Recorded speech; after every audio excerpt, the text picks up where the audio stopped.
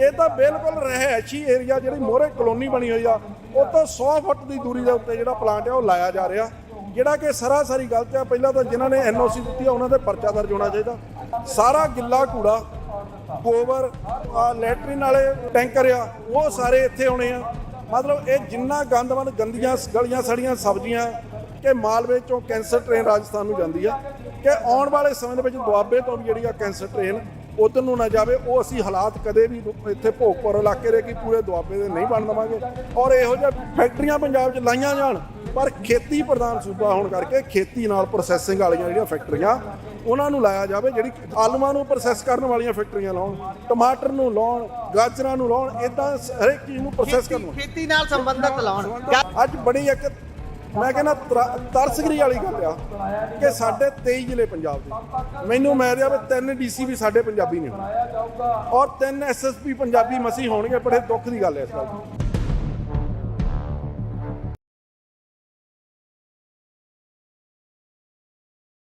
ਸਤਿ ਸ਼੍ਰੀ ਅਕਾਲ। ਪੰਜਾਬੀ ਰੇਡੀਓ ਤੇ Punjabi TV USA ਵੇਖਣਾ ਤੁਸੀਂ ਸ਼ੁਰੂ ਕਰ ਚੁੱਕੇ ਹੋ। ਇਸ ਸਮੇਂ ਜਲੰਧਰ ਦੇ ਭੋਗਪੁਰ ਵਿੱਚ ਮੌਜੂਦ ਆ। ਭੋਗਪੁਰ ਦੇ ਵਿੱਚ ਨੈਸ਼ਨਲ ਹਾਈਵੇ ਜਾਮ ਕਰ ਦਿੱਤਾ ਗਿਆ ਹੈ, ਜਿਹੜਾ ਜੰਮੂ ਕਸ਼ਮੀਰ ਨੂੰ ਸਿੱਧਾ ਦਿੱਲੀ ਦੇ ਨਾਲ ਜੋੜਦਾ ਹੈ, ਕੰਨਿਆ ਕੁਮਾਰੀ ਤੱਕ ਜਾਂਦਾ ਹੈ। ਸਭ ਤੋਂ ਵੱਡਾ ਜਿਹੜਾ ਭਾਰਤ ਦਾ ਕਹਿ ਸਕਦੇ ਆ ਇਹ ਰੋਡ ਹੈ, ਤੇ ਉਸ ਨੂੰ ਇਸ ਸਮੇਂ ਜਾਮ ਕਿਉਂ ਕੀਤਾ ਗਿਆ ਇਹ ਜਾਣਦੇ ਆ। ਸਾਡੇ ਨਾਲ ਕਿਸਾਨ ਆਗੂ ਮੌਜੂਦ ਨੇ, ਇਹਨਾਂ ਨਾਲ ਗੱਲਬਾਤ ਕਰਦੇ ਆ। ਤੁਸੀਂ ਭਾਰਤ ਦਾ ਸਭ ਤੋਂ ਵੱਡਾ ਜਿਹੜਾ ਨੈਸ਼ਨਲ ਹਾਈਵੇ ਹੈ ਉਸ ਨੂੰ ਜਾਮ ਕਰਕੇ ਬੈਠੇ ਹੋਏ ਹੋ, ਤਾਂ ਜ਼ਾਹਰ ਹੈ ਮੰਗ ਵੀ ਵੱਡੀ ਹੋਊਗੀ।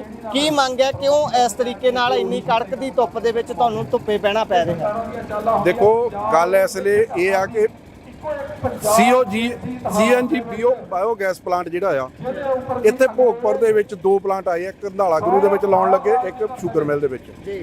ਉਹਦੇ ਵਿਰੋਧ ਦੇ ਵਿੱਚ ਅੱਜ ਸਾਰੀਆਂ ਹੀ ਰਾਜਨੀਤਿਕ ਪਾਰਟੀਆਂ, ਕਿਸਾਨ ਜਥੇਬੰਦੀਆਂ ਔਰ ਸਾਰੀਆਂ ਹੀ ਆੜਤੀਆਂ, ਜਿੰਨੀਆਂ ਵੀ ਮਾਰਕੀਟ ਦੀਆਂ ਐਸੋਸੀਏਸ਼ਨਾਂ, ਇੱਕ ਦੁਕਾਨ ਭੋਗਪੁਰ ਦੀ ਅੱਜ ਬੰਦ ਹੋਈ। ਇਸੇ ਕਰਕੇ ਕਿ ਇਹਨਾਂ ਦੇ ਰੋਸ ਵਜੋਂ, ਕਿਉਂਕਿ ਅੱਜ ਇਹ ਜਿਹੜਾ ਹਾਈਵੇ ਬੰਦ ਕੀਤਾ, ਹਾਈਵੇ ਲੋਕਾਂ ਨੇ ਨਹੀਂ ਬੰਦ ਕੀਤਾ, ਹਾਈਵੇ ਪ੍ਰਸ਼ਾਸਨ ਨੇ ਮੀਟਿੰਗ ਨਾ ਦੇ ਕੇ ਜਾਂ ਟਾਈਮ ਮੀਟਿੰਗ ਦਾ ਕੱਲ 3 ਵਜੇ ਦਾ ਦੇ ਕੇ ਮੀਟਿੰਗ ਨਾ ਕਰਨੀ, ਉਹਦੀ ਰੋਸ ਦੇ ਵਜੋਂ ਅੱਜ ਜਿਹੜਾ ਇਹ ਹਾਈਵੇ ਬੰਦ ਹੋਇਆ।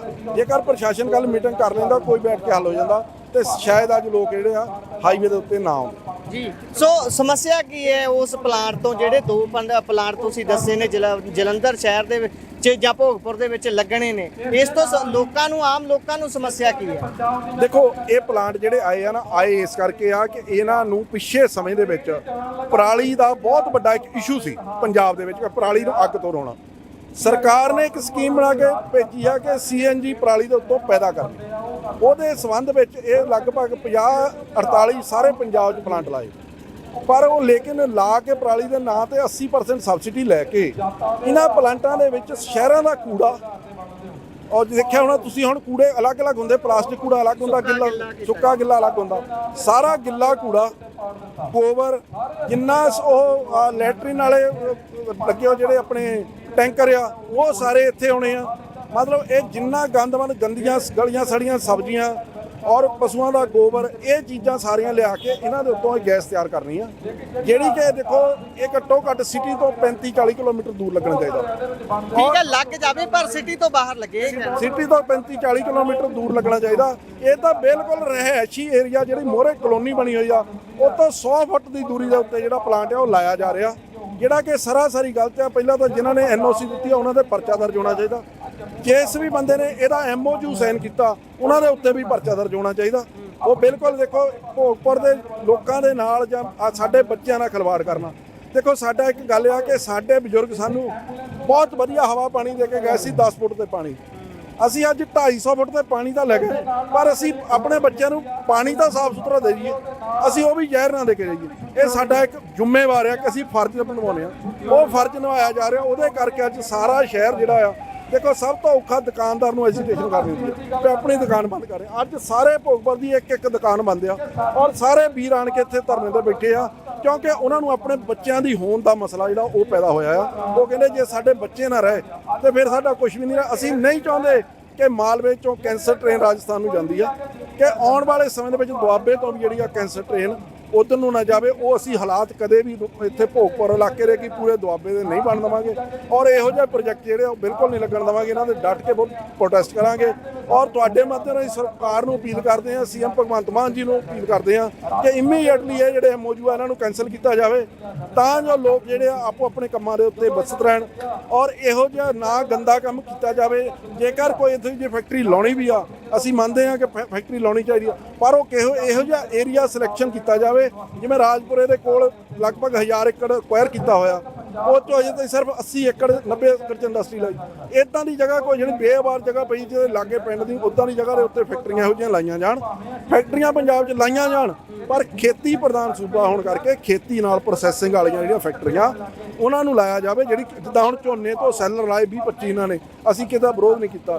ਅਸੀਂ ਕਹਿੰਦੇ ਕਣਕ ਪ੍ਰੋਸੈਸਿੰਗ ਕਰਨ ਵਾਲੀਆਂ ਫੈਕਟਰੀਆਂ ਲਾਉਣ, ਆਲੂਆਂ ਨੂੰ ਪ੍ਰੋਸੈਸ ਕਰਨ ਵਾਲੀਆਂ ਫੈਕਟਰੀਆਂ ਲਾਉਣ, ਟਮਾਟਰ ਨੂੰ ਲਾਉਣ, ਗਾਜਰਾਂ ਨੂੰ ਲਾਉਣ, ਇਦਾਂ ਹਰੇਕ ਚੀਜ਼ ਨੂੰ ਪ੍ਰੋਸੈਸ ਕਰਨ। ਖੇਤੀ ਨਾਲ ਸੰਬੰਧਿਤ ਲਾਉਣ। ਗੱਲ ਇੱਥੇ ਇਹ ਆਉਂਦੀ ਹੈ, ਹੁਣ ਤੁਸੀਂ ਵੀ ਵਿਚਰਦੇ ਹੋ, ਤੁਸੀਂ ਵੀ ਧਰਨਿਆਂ ਤੇ ਜਾਂਦੇ ਹੋ, ਗੱਲ ਇਹ ਵੱਡੇ ਪੱਧਰ ਤੇ ਸਰਕਾਰੀ ਤੰਤਰ ਵੱਲੋਂ ਕਹੀ ਜਾਂਦੀ ਆ ਵੀ ਕਿਸਾਨ ਜਾਂ ਪੰਜਾਬ ਦੇ ਲੋਕ ਜਿਹੜੀ ਵੀ ਚੀਜ਼ ਪੰਜਾਬ 'ਚ ਤਰੱਕੀ ਦੇ ਲਈ ਅਸੀਂ ਲੈ ਕੇ ਆਉਣਾ ਚਾਹੁੰਦੇ ਆ ਉਹਦਾ ਵਿਰੋਧ ਕਰਨ ਲੱਗ ਜਾਂਦੇ ਆ। ਕਹਿੰਦੇ ਨੈਸ਼ਨਲ ਹਾਈਵੇ ਬਣਨੇ ਆ 4 ਲੇਨ, ਉਹਦਾ ਵਿਰੋਧ ਕਰੀ ਜਾਂਦੇ ਆ। ਜਦੋਂ ਇਦਾਂ ਕੋਈ ਫੈਕਟਰੀ ਆਉਂਦੀ ਹੈ ਉਹਦਾ ਵਿਰੋਧ ਕਰੀ ਜਾਂਦੇ ਆ। ਜਿਹੜੀਆਂ ਚੀਜ਼ਾਂ ਲੱਗੀਆਂ ਹੋਈਆਂ ਨੇ ਉਹਦੇ 'ਚ ਕਮੀਆਂ ਕੱਢੀ ਜਾਂਦੇ ਆ। ਇਸ ਸਵਾਲ ਦਾ ਕੀ ਹੱਲ ਦੇਣਾ ਚਾਹੁੰਦੇ ਹੋ ਤੁਸੀਂ? ਦੇਖੋ, ਜਿਹੜੇ ਐਕਸਪ੍ਰੈਸ ਵੇ ਬਣੇ ਆ ਪੰਜਾਬ ਦੀ ਧਰਤੀ, ਦੇਖੋ ਸਭ ਤੋਂ ਪਹਿਲਾਂ ਉਹਦਾ ਬਹੁਤ ਵੱਡਾ ਇੱਕ ਇਸ਼ੂ ਬਣਨਾ ਕਿ ਅੱਜ ਤੁਸੀਂ ਇੱਕ ਗੱਲ ਦੱਸੋ ਕਿ ਹਿਮਾਚਲ ਪੰਜਾਬ 1966 ਦੇ ਵਿੱਚ ਅਲੱਗ ਹੋ ਜਾਂਦਾ।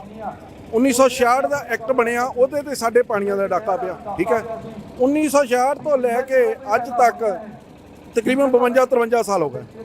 ਹਿਮਾਚਲ ਨੇ ਉਸੇ ਵੇਲੇ ਆਪਣਾ ਪ੍ਰਾਪਰਟੀ ਐਕਟ ਬਣਾ ਲਿਆ, ਆਪਣਾ ਨੌਕਰੀਆਂ ਦਾ ਐਕਟ ਬਣਾ ਲਿਆ, ਰਾਜਸਥਾਨ ਨੇ ਬਣਾ ਲਿਆ, ਗੁਜਰਾਤ ਨੇ ਬਣਾ ਲਿਆ, ਠੀਕ ਹੈ। ਸਾਰੇ ਜਗ੍ਹਾ ਉੱਥੇ ਕੋਈ ਬੰਦਾ ਜ਼ਮੀਨ ਨਹੀਂ ਲੈ ਸਕਦਾ, ਉੱਥੇ ਕੋਈ ਨੌਕਰੀ ਨਹੀਂ ਬਾਹਰੋਂ ਕਰ ਸਕਦਾ। ਅੱਜ ਬੜੀ ਇੱਕ ਮੈਂ ਕਹਿੰਦਾ ਤਰਸਗਰੀ ਵਾਲੀ ਗੱਲ ਆ ਕਿ ਸਾਡੇ 23 ਜ਼ਿਲ੍ਹੇ ਪੰਜਾਬ ਦੇ, ਮੈਨੂੰ ਮੈਂ ਰਿਹਾ ਵੀ 3 DC ਵੀ ਸਾਡੇ ਪੰਜਾਬੀ ਨਹੀਂ ਹੋਣੇ ਔਰ 3 SSP ਪੰਜਾਬੀ ਮਸੀਂ ਹੋਣਗੇ। ਬੜੇ ਦੁੱਖ ਦੀ ਗੱਲ ਹੈ ਇਸ ਗੱਲ। ਅਸੀਂ ਕਹਿੰਦੇ ਸਾਡੇ ਉੱਤੇ ਡਾਕਾ ਹਰ ਤਰ੍ਹਾਂ ਦਾ ਮਾਰਿਆ ਜਾ ਰਿਹਾ। ਔਰ ਦੇਖੋ ਅੱਜ ਸਾਡਾ BBMB ਦਾ ਮੁੱਦਾ ਕਿੱਡਾ ਵੱਡਾ ਰਿਹਾ, ਠੀਕ ਹੈ। ਜਿਹੜਾ ਇਹ ਭਾਖੜਾ ਬਿਆਸ ਮੈਨੇਜਮੈਂਟ ਬੋਰਡ ਬਣਿਆ ਜਾਂ ਉਹ ਪਲਾਂਟ ਲੱਗਾ, ਵੀ ਤਾਂ ਸਮੇਂ ਦੇ ਨਾਲ ਸ਼ਾਂਤ ਹੋ ਗਿਆ ਨਾ। ਨਹੀਂ, ਮੇਰੀ ਇੱਕ ਗੱਲ ਆ ਕਿ ਦੇਖੋ ਉਹ ਬਣਿਆ ਤਾਂ ਪੰਜਾਬ ਲਈ ਸੀ ਨਾ, ਔਰ ਉਹ ਬਾਕੀ ਸੂਬਿਆਂ ਦੇ ਵਿੱਚ ਵੀ ਬਣੇ ਹੋਏ ਆ, ਉਹ ਉੱਥੇ ਦੀ ਮੈਨੇਜਮੈਂਟ ਚਲਾ ਰਹੀ ਆ। ਤਾਂ ਜੇ ਪੰਜਾਬ 'ਚ ਬਣਿਆ ਤਾਂ ਉਹਨੂੰ ਸੈਂਟਰ ਚਲਾ ਰਿਹਾ। ਪੰਜਾਬ ਨਾਲ ਹਰ ਥਾਂ ਵਿਤਕਰਾ ਕੀਤਾ ਜਾ ਰਿਹਾ। ਇਸ ਕਰਕੇ ਪੰਜਾਬ ਦੇ ਲੋਕ ਜਿਹੜੇ ਆ ਇਹ ਸਰਕਾਰ ਦੀਆਂ ਗੁੱਝੀਆਂ ਚਾਲਾਂ ਨੂੰ ਜਾਣਦੇ ਆ, ਇਸ ਕਰਕੇ ਵਿਰੋਧ ਕਰਦੇ ਪਏ ਆ। ਜੇਕਰ ਸਰਕਾਰ ਆਪਣੀ ਤਨਦੇਹੀ ਦੇ ਨਾਲ ਅੰਦਰੋਂ ਦਿਲੋਂ ਗਾਲੋਂ ਕੱਢ ਕੇ ਬਿਲਕੁਲ ਪੰਜਾਬ ਦਾ, ਦੇਖੋ ਅੱਜ RDF ਪੰਜਾਬ ਦਾ ਸਭ ਤੋਂ ਵੱਧ ਰੋਕਿਆ ਹੈ। ਪੰਜਾਬ ਦੀਆਂ ਅੱਜ ਸੜਕਾਂ ਮਨ ਤੋਂ ਪਈਆਂ ਹਨਾ, ਅਸੀਂ ਸਰਕਾਰ ਦੇ ਵੀ ਨਾਲ ਖੜੇ ਆ। ਜਿਹੜੇ ਸਾਡੇ ਹੱਕ ਆ, ਅਸੀਂ ਕਹਿੰਦੇ RDF ਸਰਕਾਰ ਨੂੰ ਦੇਵੇ, ਸਰਕਾਰ ਸਾਡੇ ਪੰਜਾਬ ਦੀ ਡਿਵੈਲਪਮੈਂਟ ਕਰੇ ਔਰ ਸੜਕਾਂ ਬਣ।